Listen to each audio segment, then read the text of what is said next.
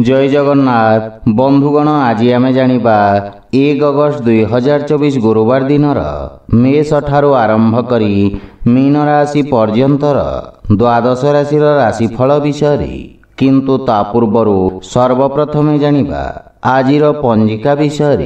आज हेउची 1 अगस्त 2024 गुरुवार श्रावण कृष्ण पक्ष द्वादशी कर्कट 17 दिन। आज मृगशिरा नक्षत्र ओ मिथुन चंद्र। आजिर शुभ बेला प्रातः 5 घंटा 27 मिनिट रु दिवा 7 घंटा 12 मिनिट पर्यंत। आजिर सूर्योदय प्रातः 5 घंटा 27 मिनिट। आजिर सूर्यास्त संध्या 6 घंटा 33 मिनिट। आज कन्या राशि पुरुष ओ कुंभ राशि महिला मानक घात चंद्र एवं तुला ओ कुंभ राशिर घात बार। आज पोई ओ मसूर भक्षण निषेध। तो बंधुगण आसंतु जानिबा आजिर राशिफल विषय। ता पूर्वरु आम चैनल को जो माने नुआ करी आछंती तळे थिबा लाल रंगर सब्सक्राइब बटन को दबाई आम चैनल को सब्सक्राइब करंतु ओ पाखरे थिबा घंटी बटन को दबाई ऑल रे सिलेक्ट करंतु काहेकि ना आमे अपलोड करिथबा प्रत्येक वीडियो रो नोटिफिकेशन आपण सर्वप्रथमे पाई परिबे। तो प्रथमे जानिबा मेष राशि विषय। आपणक तृतीय भाव रे चंद्रदेवंक गोचर आपणक राजनैतिक वर्चस्व रे वृद्धि करिब एवं आपणक पराक्रम रे वृद्धि हेब तथा आपण निज भितर एक नूतन सकारात्मक शक्तिर अनुभव करबाकू समर्थ हेबे। सामाजिक मान सम्मान वृद्धि पाइब एवं आपणक भाई भौणीक सहाय्य रे समस्त कार्य सफल हेब। पारिवारिक परिवेश स्वाभाविक रहिब किंतु आपणक भाई भौणी माने किछि समस्यार सम्मुखीन होई पारंती। श्वशुर घर पक्षरु मध्य किछि वाद विवाद ओ मनमालिन्यर संभावना रहिछि। सेथिपई बुझी विचारी कथावार्ता करंतु। जीवन साथी किछि स्वास्थ्य संबंधित समस्या देखा देई पारे। सेथिपई आपण मानसिक चिंता को निज उपरे प्रभावी हेबाकू दियंतु नहीं। आर्थिक स्थिति उत्तम अनुकूल रहिब एवं कोनोसी प्रकार गुप्त मार्ग माध्यम रे धन प्राप्तिर संभावना रहिछि किंतु स्वास्थ्य अवस्था रे अनियमित रक्तचाप जनित समस्या देखा देई पारे। सेथिपई स्वास्थ्य को अणदेखा करंतु नहीं। आज आपण भगवान कृष्ण को तुलसी दल अर्पण करंतु शुभ फल पाइबे। वृष राशि आपणक द्वितीय भाव रे चंद्रदेवंक गोचर आपणक वाणी को प्रभावशाली करिब एवं आपणक व्यक्तित्व रे एक नूतन आकर्षण हेब। लोक माने आपणक ठारू परामर्श एवं मार्गदर्शन प्राप्त करिबे। वक्तृत्व एवं लेखनी संबंधित व्यवसायर ख्याति विस्तार हेब एवं नूतन अवसर मिलिब तथा आपणक वाणीर मधुरता आपणक संपर्क रे एक नूतन सतेजता आनिब। पारिवारिक जीवन रे सुख एवं समृद्धता आसिब एवं आपण जीवन साथी ठारू सम्मान प्राप्त करिबे। सान भाई भौणी ठारू स्नेह पाइबे एवं सेमाने आपणको अनुसरण करिबे। प्रेम संबंध पई समय उत्तम अनुकूल रहिछि तथा पूर्वरु लागि रहितवा दूरत्व दूर हेब। आर्थिक स्थिति उत्तम हेबाकू लागिब एवं आयर नुआ नुआ स्रोतरु धन प्राप्तिर जोग रहिछि। अधिकारी वर्गरु आपणक कार्य को सम्मान प्राप्ति हेब। छात्र छात्री माने निजको उपयुक्त भाव रे प्रकाश करबाकू समर्थ हेबे तथा उन्नतिर मार्ग प्रशस्त हेब एवं आपणक कार्य सबुठारे प्रशंसित हेब। स्वास्थ्य अवस्था उत्तम अनुकूल रहिछि एवं श्वास संबंधित रोग रे सुधार आसिब। आज आपण गोमाता को खाइबाकू दियंतु शुभ फल पाइबे। मिथुन राशि आपणक राशि स्थानरु चंद्रदेवंक गोचर आपणक पूर्वरु चलिथिबा किछि समस्यारु मुक्ति प्रदान करिब एवं आपणक व्यक्तित्व रे आकर्षण ଏବଂ ସୌନ୍ଦର୍ଯ୍ୟ ଆଣିବ।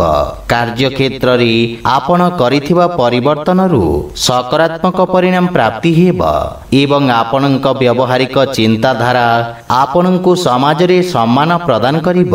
ବିଦ୍ୟାର୍ଥୀ ଛାତ୍ରଛାତ୍ରୀଙ୍କ ପାଇଁ ଇଚ୍ଛାକୃତ କ୍ଷେତ୍ରରେ ଉଚ୍ଚ ଶିକ୍ଷାର ମାର୍ଗ ପ୍ରଶସ୍ତ ହେବ। କାର୍ଯ୍ୟକ୍ଷେତ୍ରରେ ଜୀବନ ସାଥୀଙ୍କ ପରାମର୍ଶ ସହାୟକ ସିଦ୍ଧ ହେବ ଏବଂ ଜୀବନସାଥୀଙ୍କ ସହିତ ସମ୍ପର୍କରେ ପ୍ରଗାଢ଼ତା ଆସିବ। ମାତାଙ୍କ ପକ୍ଷରୁ ଲାଭବାନ ହେବାର ସମ୍ଭାବନା ରହିଛି ଏବଂ ବିଦେଶରୁ ସୁଖଦ ସମାଚାର ପ୍ରାପ୍ତି ହେବ। ଭାଇ ଓ ସାଙ୍ଗମାନଙ୍କ ସହଯୋଗ ଆପଣଙ୍କୁ ଖୁସି ଏବଂ ଆତ୍ମବିଶ୍ୱାସରେ ବୃଦ୍ଧି କରିବ। ବିବାହ ଯୋଗ୍ୟ ବ୍ୟକ୍ତିଙ୍କ ପାଇଁ କିଛି ଉତ୍ତମ ପ୍ରସ୍ତାବ ଆସିବାର ସମ୍ଭାବନା ରହିଛି। ପ୍ରେମ ଜୀବନରେ ମଧୁରତାର ସଞ୍ଚାର ହେବ ଏବଂ ରାଜକୀୟ ପକ୍ଷରୁ ଆର୍ଥିକ ଲାଭ ପ୍ରାପ୍ତି ହେବ। ସ୍ୱାସ୍ଥ୍ୟ ଉତ୍ତମ ଅନୁକୂଳ ରହିଛି। ଆଜି ଆପଣ ମାତା ଲକ୍ଷ୍ମୀଙ୍କୁ ଶ୍ଵେତ ରଙ୍ଗର ପୁଷ୍ପ ଅର୍ପଣ କରନ୍ତୁ, ଶୁଭ ଫଳ ପାଇବେ। କର୍କଟ ରାଶି, ଆପଣଙ୍କ ଦ୍ୱାଦଶ ଭାବରେ ଚନ୍ଦ୍ରଦେବଙ୍କ ଗୋଚର ଆପଣଙ୍କ ରୋଜଗାର କ୍ଷେତ୍ରରେ କିଛି ବାଧାବିଘ୍ନ ସୃଷ୍ଟି କରିବ। କ୍ରୋଧର ଅଧିକତା ଆପଣଙ୍କ ପାଇଁ କ୍ଷତିକାରକ ହେବ। ସେଥିପାଇଁ ଯେକୌଣସି ନିଷ୍ପତ୍ତି ନେବା ପୂର୍ବରୁ ଭବିଷ୍ୟତର ଯୋଜନା ବିଷୟରେ ଉତ୍ତମ ଭାବରେ ଚିନ୍ତା କରିବା ଲାଭଦାୟକ ହେବ। ବିଦ୍ୟାର୍ଥୀ ଛାତ୍ରଛାତ୍ରୀମାନଙ୍କୁ ନିଜ ଏକାଗ୍ରତା ବଜାୟ ରଖିବାକୁ ଅଧିକ ସଂଘର୍ଷ କରିବାକୁ ପଡ଼ିବ। ପାରିବାରିକ ଜୀବନରେ ବୈବାହିକ ଦାମ୍ପତ୍ୟ ଜୀବନରେ ସୁଧାର ଆସିବ, କିନ୍ତୁ ପ୍ରେମ ଜୀବନ ପାଇଁ ସମୟ ଅନୁକୂଳ ନୁହେଁ। ଧାର୍ମିକ ଆଧ୍ୟାତ୍ମିକ କାର୍ଯ୍ୟ ପ୍ରତି ଆପଣଙ୍କ ରୁଚି ବଢ଼ିବ। ଆର୍ଥିକ ସ୍ଥିତି ଉତ୍ତମ ଅନୁକୂଳ ରହିଛି ଏବଂ ଆର୍ଥିକ ଲାଭ ପ୍ରାପ୍ତ କରିବେ, କିନ୍ତୁ ଅନାବଶ୍ୟକ ଖର୍ଚ୍ଚରେ ନିୟନ୍ତ୍ରଣ ବଜାୟ ରଖନ୍ତୁ।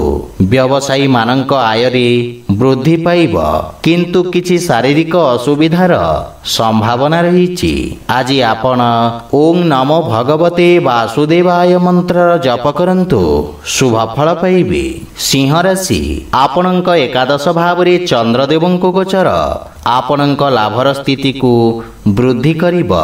ଜମି ଏବଂ ଖଣିଜ ବ୍ୟବସାୟରେ ଜଡ଼ିତ ବ୍ୟକ୍ତି ଅପ୍ରତ୍ୟାଶିତ ଲାଭ ଅର୍ଜନ କରିବେ ଏବଂ ଆପଣଙ୍କ ଦ୍ୱାରା ଅତୀତରେ କରାଯାଇଥିବା କାର୍ଯ୍ୟରୁ ଆପଣଙ୍କ ମାନ ସମ୍ମାନ ବୃଦ୍ଧି ପାଇବ।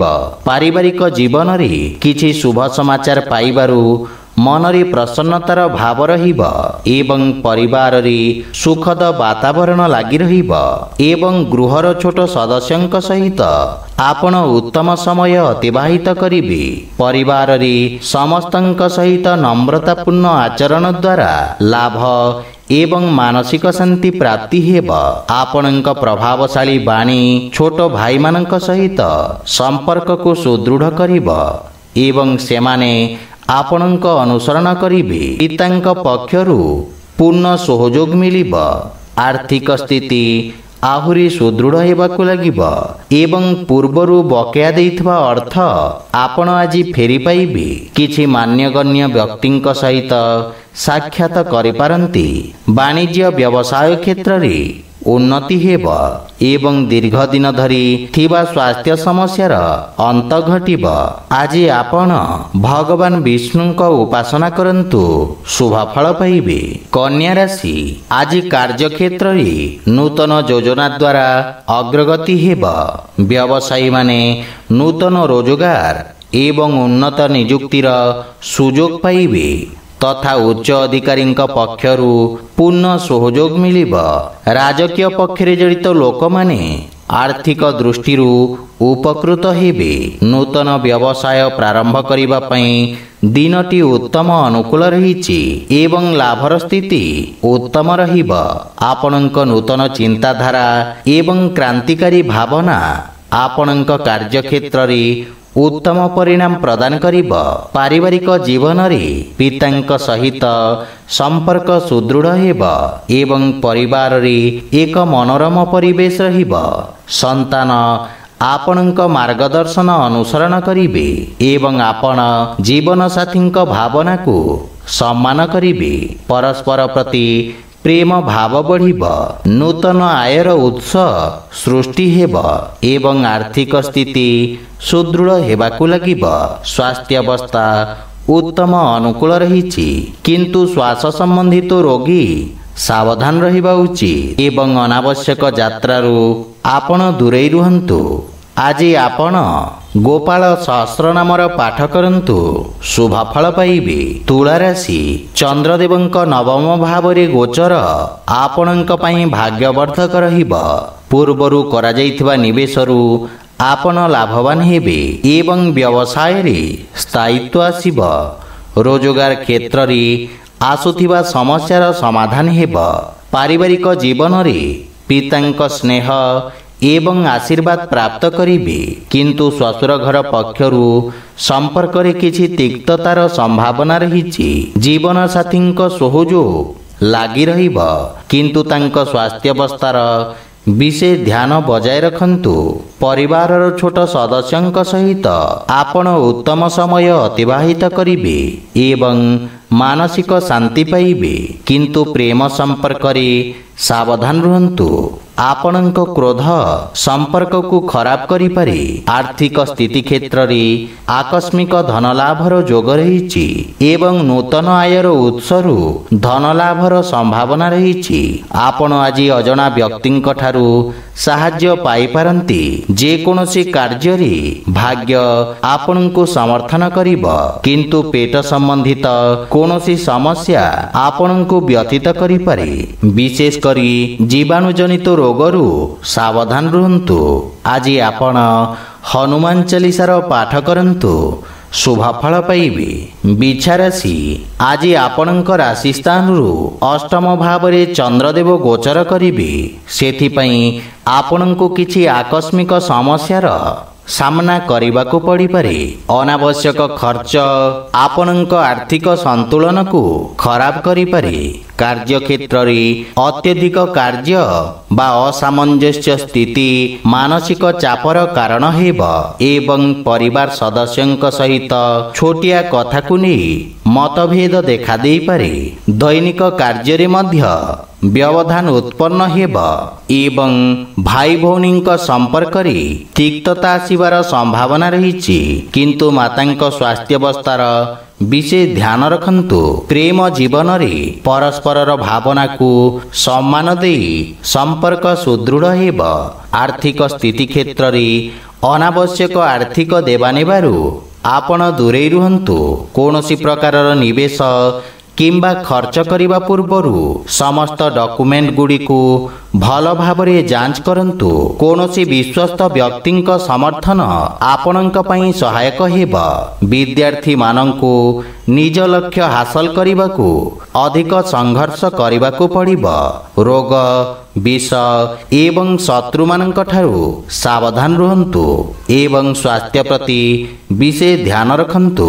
ଆଜି ଆପଣ ମହାମୃତ୍ୟୁଞ୍ଜୟ ମନ୍ତ୍ର ପାଠ କରନ୍ତୁ, ଶୁଭ ଫଳ ପାଇବେ।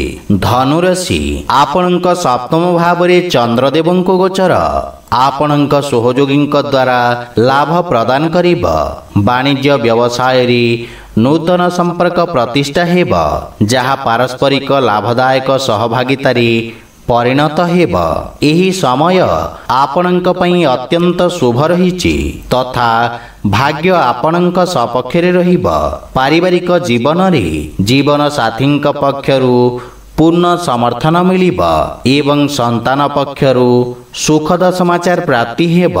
କର୍ମକ୍ଷେତ୍ରରେ ଜୀବନସାଥୀଙ୍କ ପରାମର୍ଶ ସହାୟକ ସିଦ୍ଧ ହେବ ଏବଂ ପତିପତ୍ନୀଙ୍କ ସମ୍ପର୍କରେ ପ୍ରଗାଢ଼ତା ଆସିବ।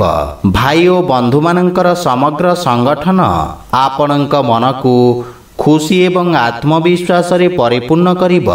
ବିବାହ ଯୋଗ୍ୟ ବ୍ୟକ୍ତିଙ୍କ ପାଇଁ କିଛି ଉତ୍ତମ ଖବର ପ୍ରାପ୍ତି ହୋଇପାରେ। ପ୍ରେମ ଜୀବନରେ ମଧ୍ୟ ମଧୁରତାର ସଞ୍ଚାର ହେବ। ଆର୍ଥିକ ସ୍ଥିତି କ୍ଷେତ୍ରରେ ଆର୍ଥିକ ଲାଭ ପ୍ରାପ୍ତି ହେବ ଏବଂ ଦୀର୍ଘକାଳୀନ ଯୋଜନା ଗୁଡ଼ିକରୁ ଲାଭବାନ ହେବେ ତଥା ଯୋଜନାବଦ୍ଧ ଭାବରେ କରାଯାଇଥିବା ସମସ୍ତ କାର୍ଯ୍ୟ ସର୍ବୋତ୍ତମ ସଫଳତା ହାସଲ କରିବ ଏବଂ ଆପଣଙ୍କ ସାମାଜିକ କ୍ଷେତ୍ରର ବିକାଶ ହେବ। ନୂତନ କାର୍ଯ୍ୟର ରୂପରେଖା ପ୍ରସ୍ତୁତ କରିବେ ଏବଂ ସ୍ୱାସ୍ଥ୍ୟ ସମ୍ବନ୍ଧିତ ସମସ୍ୟାରୁ ମୁକ୍ତି ପାଇବେ। ଆଜି ଆପଣ ପକ୍ଷୀଙ୍କୁ ଦାନା ଖାଇବାକୁ ଦିଅନ୍ତୁ, ଶୁଭ ଫଳ ପାଇବେ। ମକର ରାଶି, ଆପଣଙ୍କ ରାଶି ସ୍ଥାନରୁ ଷଷ୍ଠ ଭାବରେ ଚନ୍ଦ୍ରଦେବଙ୍କୁ ଗୋଚର ଆପଣଙ୍କ ଖର୍ଚ୍ଚରେ ବୃଦ୍ଧି କରିବ। ଆପଣ ନିଜ ବୁଦ୍ଧି ଏବଂ କୌଶଳ ବଳରେ ନିଜ ସମସ୍ତ ଲକ୍ଷ୍ୟକୁ ହାସଲ କରିବାରେ ସକ୍ଷମ ହେବେ, କିନ୍ତୁ ଆପଣଙ୍କ କିଛି ଗୁପ୍ତ ଶତ୍ରୁ ଆପଣଙ୍କ ଭାବମୂର୍ତ୍ତିକୁ ନଷ୍ଟ କରିବାର ପ୍ରୟାସ କରିବେ। ଆପଣ ନୂତନ ଲୋକଙ୍କ ସହିତ ଦେଖା ସାକ୍ଷାତ କରିପାରନ୍ତି। କ୍ୟାରିୟରରେ ଉତ୍ତମ ଉନ୍ନତିର ଯୋଗ ରହିଛି ଏବଂ ଆପଣ ନୂତନ କାର୍ଯ୍ୟ କରିବାକୁ ପ୍ରୟାସ କରିବେ। କାର୍ଯ୍ୟକ୍ଷେତ୍ରରେ ସ୍ଥିତିରେ ସୁଧାର ଆସିବ ଏବଂ ସହକର୍ମୀଙ୍କ ପରାମର୍ଶରୁ ଆପଣ ଉପକୃତ ହେବେ। ମାତୃଳ ଘର ପକ୍ଷରୁ ପୂର୍ଣ୍ଣ ସହଯୋଗ ଓ ମାର୍ଗଦର୍ଶନ ପ୍ରାପ୍ତି ହେବ, କିନ୍ତୁ ପାରିବାରିକ କଳହରୁ ଆପଣ ଦୂରେଇ ରୁହନ୍ତୁ ତଥା ପରିବାର ସଦସ୍ୟଙ୍କ ସ୍ୱାସ୍ଥ୍ୟାବସ୍ଥାର ଯତ୍ନ ନିଅନ୍ତୁ। ପ୍ରେମ ଜୀବନରେ ବାଣୀର କଠୋରତା ହେତୁ ସମ୍ପର୍କରେ ଫାଟ ସୃଷ୍ଟି ହୋଇପାରେ, ସେଥିପାଇଁ ଅନାବଶ୍ୟକ ବାଦବିବାଦ ଓ ଯୁକ୍ତିତର୍କରୁ ଦୂରେଇ ରୁହନ୍ତୁ। ଯଦି ଆପଣ ବ୍ୟବସାୟିକ ଋଣ ପାଇଁ ପ୍ରୟାସ କରୁଛନ୍ତି, ତାହେଲେ କୌଣସି ପରିଚିତ ବ୍ୟକ୍ତିଙ୍କ ସାହାଯ୍ୟ ପାଇବାର ସମ୍ଭାବନା ରହିଛି। ଗଣ୍ଠିପୀଡ଼ା ଯନ୍ତ୍ରଣା ଭୋଗୁଥିବା ରୋଗୀମାନେ ଉପକୃତ ହେବେ। ଆଜି ଆପଣ ବୃଦ୍ଧ ଲୋକଙ୍କୁ ସାହାଯ୍ୟ କରନ୍ତୁ, ଶୁଭ ଫଳ ପାଇବେ। କୁମ୍ଭ ରାଶି, ଆଜି ଆପଣଙ୍କ ପଞ୍ଚମ ଭାବରେ ଚନ୍ଦ୍ରଦେବଙ୍କୁ ଗୋଚର ଆପଣଙ୍କ କାର୍ଯ୍ୟକ୍ଷେତ୍ରରେ କୌଣସି ପରିଚିତ ବ୍ୟକ୍ତିଙ୍କ ମାଧ୍ୟମରେ ଲାଭର ସ୍ଥିତି ପ୍ରଦାନ କରିବ। ବିଦ୍ୟାର୍ଥୀ ଛାତ୍ରଛାତ୍ରୀମାନେ ସେମାନଙ୍କର ସମୟର ସମ୍ପୂର୍ଣ୍ଣ ଉପଯୋଗ କରିବାରେ ସକ୍ଷମ ହେବେ ଏବଂ ଏହି ସମୟ ମଧ୍ୟରେ ନୂତନ ଜ୍ଞାନ ଏବଂ ଅଭିଜ୍ଞତା ହାସଲ କରିବେ। ପାରିବାରିକ ଜୀବନରେ ସନ୍ତାନଙ୍କ ଉନ୍ନତିରେ ଆପଣ ବିଶେଷ ଆନନ୍ଦ ପ୍ରାପ୍ତ କରିବେ ଏବଂ ସନ୍ତାନ ଆପଣଙ୍କ ଆଜ୍ଞାକାରୀ ହେବେ। ଭାଇ ଓ ଭଉଣୀମାନଙ୍କ ସହଯୋଗରେ ଆପଣଙ୍କର ସମସ୍ତ କାର୍ଯ୍ୟ ସଫଳତାର ସହିତ ସମ୍ପନ୍ନ ହେବ। ପରିବାରରେ ସୁଖ ସମୃଦ୍ଧି ଲାଗି ରହିବ ଏବଂ ଜୀବନସାଥୀଙ୍କ ପୂର୍ଣ୍ଣ ସମର୍ଥନ ପାଇବେ।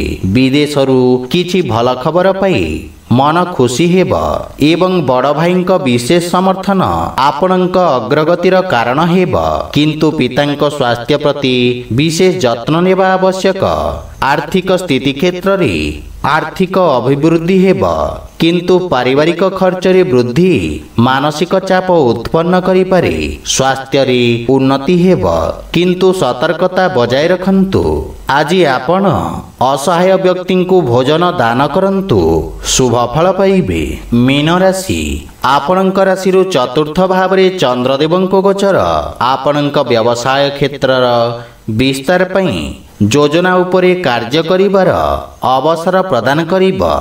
ଆପଣ ଭବିଷ୍ୟତ ଯୋଜନାଗୁଡ଼ିକ ବିଷୟରେ ବିଚାର ବିମର୍ଶ କରିବେ ଏବଂ କାର୍ଯ୍ୟଶୈଳୀର ସମୀକ୍ଷା କରିବେ, କିନ୍ତୁ ସହକର୍ମୀମାନଙ୍କ ସହିତ ଆପଣଙ୍କ ବ୍ୟବହାରର ବିଶେଷ ଧ୍ୟାନ ରଖନ୍ତୁ, ଅନ୍ୟଥା ଆପଣଙ୍କ ପ୍ରତିଛବି କ୍ଷତିଗ୍ରସ୍ତ ହୋଇପାରେ। ମାତାଙ୍କ ସହିତ କିଛି ବୈଚାରିକ ମତଭେଦ ଦେଖାଦେଇପାରେ, କିନ୍ତୁ ଆପଣ ନିଜ ବୁଦ୍ଧି ଏବଂ ଆତ୍ମବିଶ୍ୱାସ ସହିତ ପରିସ୍ଥିତିକୁ ନିୟନ୍ତ୍ରଣ କରିବାରେ ସକ୍ଷମ ହେବେ। ପାରିବାରିକ ସୁଖରେ କିଛି ଅଭାବ ଦେଖାଦେବ ଏବଂ ଘରର ରକ୍ଷଣାବେକ୍ଷଣ ପାଇଁ ଆପଣ ଖର୍ଚ୍ଚାନ୍ତ ହେବେ, କିନ୍ତୁ ପିତାଙ୍କ ମାର୍ଗଦର୍ଶନରୁ ଲାଭବାନ ହେବେ। ଶ୍ୱଶୁର ଘର ପକ୍ଷରୁ ସମ୍ପର୍କରେ ମଧୁରତା ଆସିବ, କିନ୍ତୁ ଗୃହର କୌଣସି ସଦସ୍ୟଙ୍କ ସ୍ୱାସ୍ଥ୍ୟାବସ୍ଥାକୁ ନେଇ ଆପଣ ଚିନ୍ତିତ ରହିବେ। ଆର୍ଥିକ ସ୍ଥିତି କିଛି ମାତ୍ରାରେ ଚାପଗ୍ରସ୍ତ ରହିପାରେ। ନଗଦ ଧନର ଅଭାବ କିଛି କାର୍ଯ୍ୟରେ ଅସ୍ଥାୟୀ ଅବରୋଧ ଉତ୍ପନ୍ନ କରିବ ଏବଂ ମାନସିକ ଚାପ ଆପଣଙ୍କ ସ୍ୱାସ୍ଥ୍ୟାବସ୍ଥାକୁ ପ୍ରଭାବିତ କରିବ। ସେଥିପାଇଁ ମନକୁ ଏକାଗ୍ର ଏବଂ ଶାନ୍ତ ରଖିବାର ପ୍ରୟାସ କରନ୍ତୁ। ଆଜି ଆପଣ ମାତା ଲକ୍ଷ୍ମୀଙ୍କ ଉପାସନା କରନ୍ତୁ, ଶୁଭ ଫଳ ପାଇବେ। ତ ବନ୍ଧୁଗଣ, ଏହା ଥିଲା ଆଜିର ଦ୍ୱାଦଶ ରାଶିର ରାଶିଫଳ ବିଷୟରେ। ଯଦି ଭିଡ଼ିଓଟି ଆପଣମାନଙ୍କୁ ଭଲ ଲାଗିଥାଏ, ଲାଇକ୍, ସେୟାର ଓ କମେଣ୍ଟ କରି ଜଣାନ୍ତୁ ଏବଂ ଏହିପରି ନିତିଦିନ ନିଜ ରାଶିଫଳ ବିଷୟରେ ଜାଣିବା ପାଇଁ ଆମ ଚ୍ୟାନେଲକୁ ସବସ୍କ୍ରାଇବ୍ କରନ୍ତୁ ଓ ପାଖରେ ଥିବା ଘଣ୍ଟି ବଟନକୁ ଦବାଇ ଅଲ୍ରେ ସିଲେକ୍ଟ କରନ୍ତୁ। ଜୟ ଜଗନ୍ନାଥ।